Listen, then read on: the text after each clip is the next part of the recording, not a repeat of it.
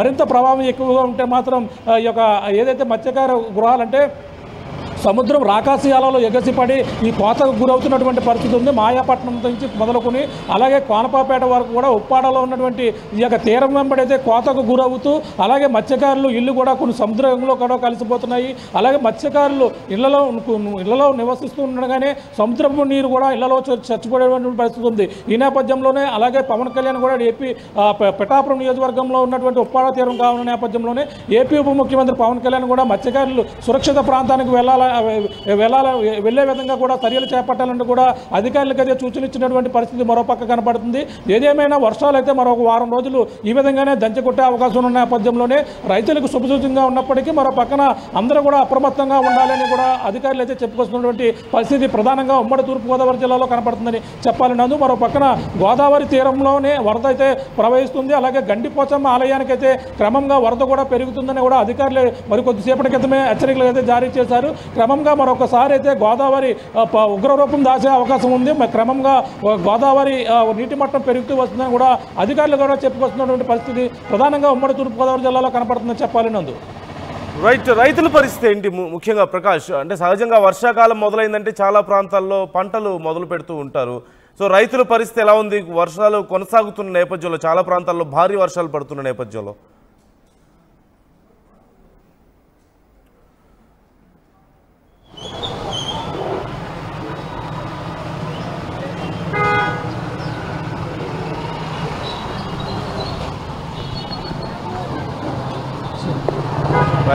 తీర ప్రాంతం ముఖ్యంగా అల్లకల్లోలంగా మారింది.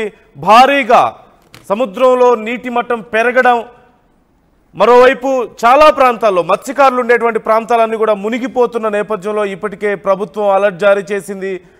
మరోవైపు ఉప్పాడ ప్రాంతంలో ఇప్పటికే డిప్యూటీ సీఎం కూడా అక్కడ అధికారులను అలర్ట్ చేసినట్లుగా తెలుస్తుంది. పవన్ కళ్యాణ్ అక్కడ ఉన్నటువంటి అధికారులకు ఆదేశాలు జారీ చేశారు. ఆ ప్రాంతాల్లో ఉన్నటువంటి మత్స్యకారులను ఖాళీ చేయించాలని, సురక్షిత ప్రాంతాలకు తరలించాలని చెప్పారు.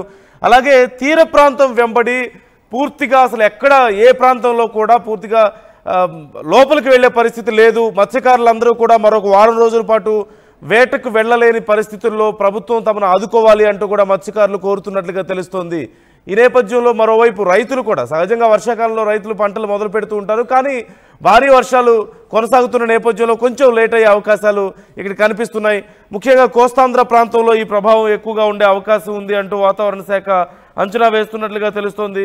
కోస్తాంధ్ర ప్రాంతంలో శ్రీకాకుళం మొదలు పెడితే విజయనగరం, అలాగే ముఖ్యంగా అల్లూరి సీతారామరాజు, విశాఖపట్నం పరిసర ప్రాంతాలు, అలాగే అనకాపల్లి, కాకినాడ, అంబేద్కర్ కోనసీమ, ఈస్ట్ గోదావరి, వెస్ట్ గోదావరి, ఏలూరు, కృష్ణా, ఎన్టీఆర్, గుంటూరు ఈ ప్రాంతాల వరకు కూడా పూర్తిగా ప్రభావం ఎక్కువగా ఉండే అవకాశం ఉంది అంటున్నారు. ముఖ్యంగా సముద్ర తీరం వెంబడి ఉండేటువంటి ప్రాంత వాసులకు ఈదురుగాలుల ప్రభావం కూడా చాలా ఎక్కువగా ఉండే అవకాశం ఉన్నట్లుగా తెలుస్తుంది.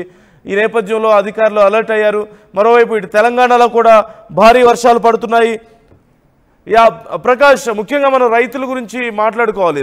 ఈ సహజంగా తీరం వెంబడి ఉండేటువంటి మత్స్యకారులకు ఇప్పటికే అలర్ట్ జారీ చేసినట్లుగా తెలుస్తుంది. మరోవైపు రైతులు వర్షాకాలం మొదలైతే పంటలు మొదలు పెడతారు. కానీ భారీ వర్షాలు కొనసాగుతున్న నేపథ్యంలో రైతుల పరిస్థితి ఏంటి?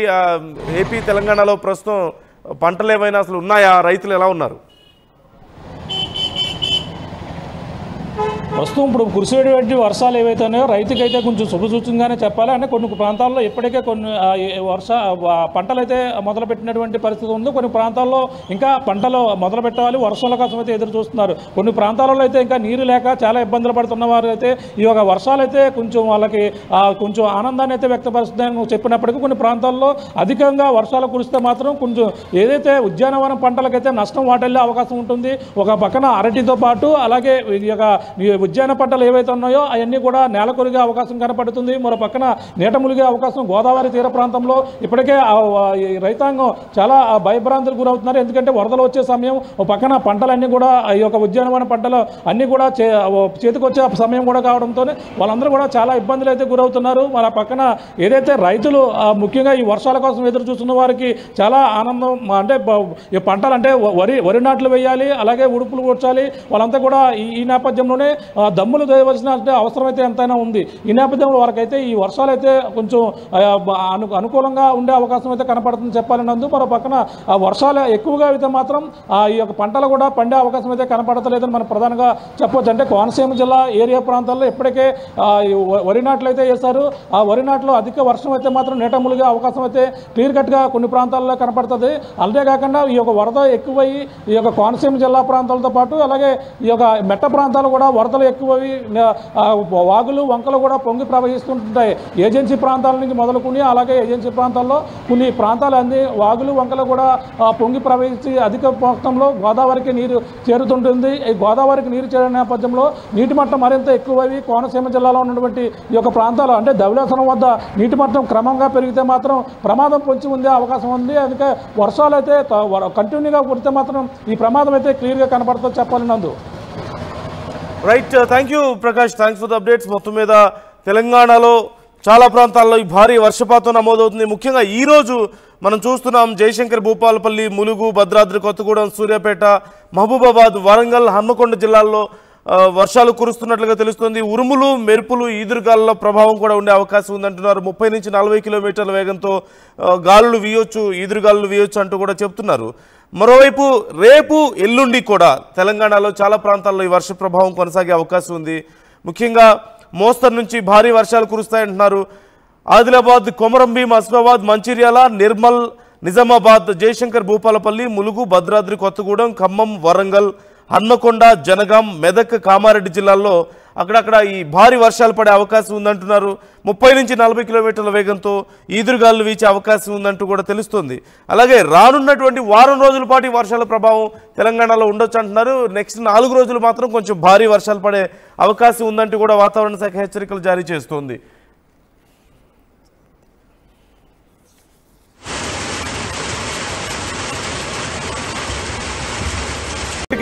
ఇప్పటి వరకు మనం హైదరాబాద్లో ఉన్న పరిస్థితి చూసాం. ఓవరాల్గా 2 తెలుగు రాష్ట్రాల్లో చూస్తే భారీ వర్షాలు మరొక వారం రోజుల పాటు ఉండే అవకాశం ఉంది. బంగాళాఖాతంలో అల్పపీడనం ఏర్పడిన కారణంగా ఈదురుగాలులతో కూడినటువంటి వర్షం కురిసే అవకాశం ఉన్నట్లుగా తెలుస్తుంది. సుమారుగా 55 నుంచి 60 కిలోమీటర్ల వేగంతో తీర ప్రాంతం వెంబడి గాలులు వీచే అవకాశం ఉందంటున్నారు. తీర ప్రాంతం అంతా కూడా అల్లకల్లోలంగా మారింది. ఇప్పటికే వేటకు వెళ్లే పరిస్థితి లేదు.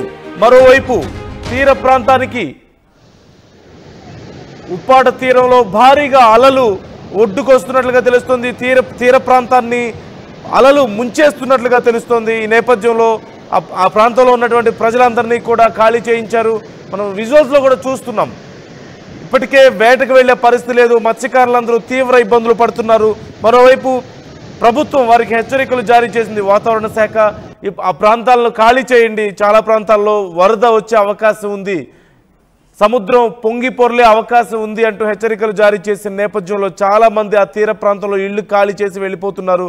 మరోవైపు మరొక వారం రోజుల పాటు ఈ వర్షాలు పడే అవకాశం ఉంది అని చెప్తున్న తరుణంలో ఇప్పుడప్పుడే మత్స్యకారులు ఎవరూ కూడా సముద్రంలోకి వెళ్లే ప్రయత్నం చేయొద్దంటూ హెచ్చరికలు జారీ చేసిన